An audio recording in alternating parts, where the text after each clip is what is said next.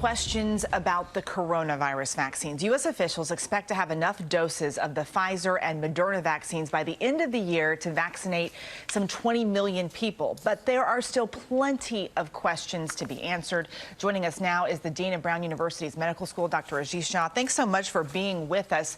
First, let's address a major issue here. People are skeptical. Recent polling suggests that 58% of Americans say they are willing to take the vaccine. Is that enough? And what, if anything, could help change some of these minds?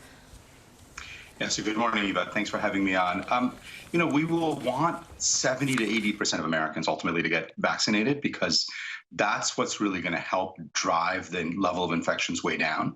So I think what we have to do is explain to people that the process we've used to develop the vaccine has been done with incredible scientific integrity. And I think once people see the data and see their neighbors and friends getting vaccinated, I'm hoping more and more people will get comfortable with the idea of getting themselves and their families vaccinated as well.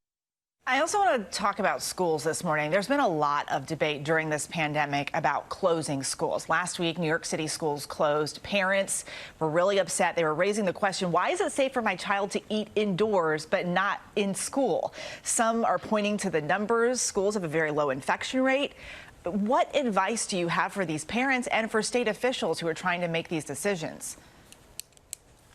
Yeah, so these are hard decisions, but I think the evidence here is really clear. And the evidence is that schools should be open, at least K through 8.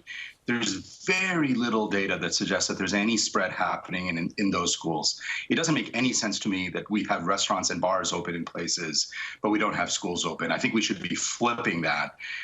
Keep schools open, and if you're going to close anything, close bars and restaurants first. Now, for those people who are going to be home with their family on Thanksgiving, what can you say to help them stay safe when they decide to get together with their family members? Yeah, so if you're getting together with people who don't live with you, who are not part of your family bubble, first of all, I think there is real risk there. I think there are things you can do. Try to keep your mask on for as much of the day as possible. Obviously, hard to do that while you're eating. During eating, if you can try to stay separated, maybe one family eat in one part, another household eat in another part of the house, keeping windows open. I mean, there's no simple, easy way to do it. Of course, the best is if you could do it outside, but in places like New England, that's going to be hard. Dr. Jha, we appreciate that advice. And, it's a question a lot of people are dealing with this week is what do we do for Thanksgiving? And that advice is going to be super helpful. Thank you so much. Well, hey there, GMA fans. Robin Roberts here. Thanks for checking out our YouTube channel. Lots of great stuff here. So go on, click the subscribe button right over here to get more of awesome videos and content from GMA every day, anytime. We thank you for watching, and we'll see you in the morning on GMA.